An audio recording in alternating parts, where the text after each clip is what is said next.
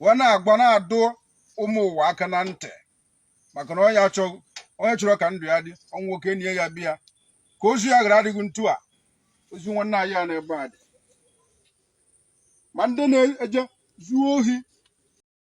Onye ọbụla hụrụ ozi a tosara m ya n'ihi na ijiji ntị ike na-eso ozu aba n'ili. Ndewo gị onye ọma na-ege ntị ma na-ekiri ekiri ebe ị nọ ugbu a bụ na sim.ha asịrị FM. Onye gị na ya nọkwa taa bụ 042 Solex, onye akụkọ ụwa. Ngwa gere akụkọ nke anyị ji bịa taa. E burula ozu otu nwa okorobịa wee gaa nyefee n'aka arụsị n'obodo Ọkija. Nke a mere na okwu arụsị bụ arụsị akpọrọ Ụlasị Ogwugwu Akpụ nke nọ n'obodo Ọkija n'ime steeti Anambra. Dịka ha siri kwuo, ya bụ nwa okorobịa jere ma jee gbaziri ego n'aka ya bụ arụsị mgbe ọ nọ ndụ, ma mgbe oge ruru ịkwụ ya bụ ụgwọ, ọ gara n'iru ma jee gwọwa ọgwụ ka ya bụ arụsị chefuo ma ọkwanụ hapụrụ ya bụ ụgwọ nke o ji ya. A sịla na Solex si kama lere onyonyo ya. Na-aya afụna bụ ihe ọkwa na ya na-ekwu okwu ya n'ụwa bụ onye ọbụla kwụba aka ya ọtọ ka a na-ekwu. Onye ọbụla kwụba aka ya ọtọ ka a na-ekwu. Na Ogwugwu Akpụ ka a nọ n'ụbọchị nke taa. Anyị na-apụ ka a na-akpọ akụ na-alachi ugwu. Ya ka a na-afụ n'ụbọchị nke taa. Ya ka na-afụ n'ụbọchị nke taa. Ya na Ogwugwu Akpụ ka ị na-afụ. Ya ka ị na-afụ n'ụbọchị nke taa. A na-agba mmadụ na-adị mma ịkwụba aka ya ọtọ maka izi ya anaghị anụ ihe ọ na-eso ozu aba n'igbe.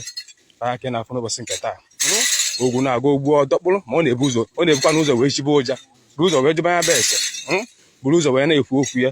Ya kpata mmadụ ndụ kwesịrị ịnọkọta ịgba afa, ịnọkọta ịjụ ese n'isi onwe gị. Ihe ọbụla gị na mmadụ na-eme, kwụba aka gị ọtọ. Kwa mbọ fụ na ịkwụbara aka gị ọtọ were eziokwu maka ya bụ ogwu anaghị egbu onye aka ya dị ọcha. Egbu bụ onye megolo anụ, onye mere nsọ anụ, ya ka ị na-egbu. Aka na-afụ n'ụbọchị nke taa. Onye bụ ihe ka ị na-afụ.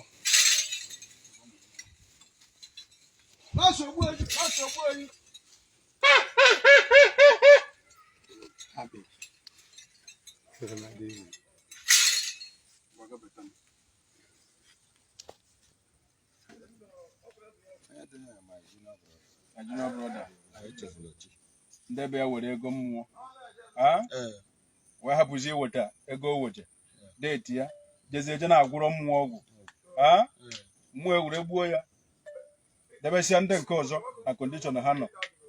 Mana taa mmụọ osisi butere ya ozu ya mana ndị nke ọzọ fọrọ afọ ihe niile ma efi dị na mmụọ ma ihe niile dị na mmụọ na unu mechara ya ọfọkwa ego nke ọ fọrọ unu ga-ewetazu na unu aka na-agba mgbe unu ga-eweta ya n'ụbọchị taa ya nọziba ịchụ aja ka ọ gaziere ụlọ mana ndị ọzọ dị ndụ ha were nke amara ihe mara na eji ya ntụ ejekwu mmụọ. Onye na-anara mmadụ ya na ya n'ike ya anaghị abụghị ya nwụọ ya were taa amara ihe. Onye unu na ya nọ taa ka a na-akpọ ha chifu akụ na-arata ugo aka ji ofo Ogwugwu. Anyị nọ n'ihu Ụlasị Ogwugwu Akpụ wee na-agba na-adụ ụmụ ụwa aka na ntị maka na onye chọrọ ka ndụ ya dị ọnwụ nwoke nie ya bịa ka ozu ya gara adịghị ntu a ozu nwanne anyị a na-ebe a dị ma ndị na-eje zuo ohi na-emegide ndị mmadụ ma ndị jisi ndị mmadụ ụgwọ adịghị akwụ n'ike ka ha mata amata n'ụbọchị taa a na-emechi ya anyị si na ngwuru unu ga-ajụ oyi ọnwụ ike anyị abatazi na ngwuru unu unu ga-aka aka kpata ego ọmụ nwoke ọmụ nwaanyị ezinụlọ bụ unu ihe unu ga-ejizi ụmụazị ama nke unu ụbịamụ mmụọ ụbịamụ mmadụ amadịzi na ahụ ụnụ ọnwụ ike mmadụ na taa dịka anyị si eburu ozu onye a wee na-adịbakwa n'ihu mmụọ ka anyị na-asị na aka mmụọ ya apụ bụ ụnụ ọ ji apụ na eke, ọ ji apụ na orie, ọ ji apụ na afọ, ọ ji apụ na nkwọ. Ọ bụ ka anyị si kwu ka o esi ya na kọfọ ka o bụ oyi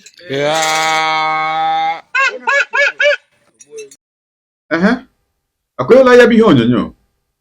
Okwu nke a siri ike, amaghị m ebe m ga-etinye ọnụ etinye na ya, mana gị bụ onye ụwa onye na-egere akụkọ ụwa m, ọ ga-adị anyị mma ma ọ bụrụ na ị ga-edenyere anyị ebumnuche gị makwa na etu isi hụ ya bụ ihe nke ikiriri ugbu a maka na a sị na uche onye adịghị ya njọ.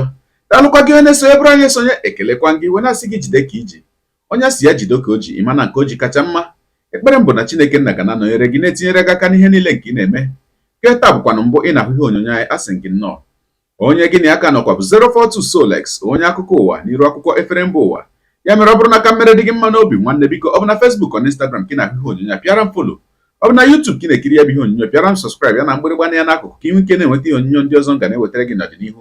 Ọ bụ na Twitter ka ị hụrụ ihe onyonyo pịara m follow, ọ bụ na TikTok itikere m ma atọ ọkụma.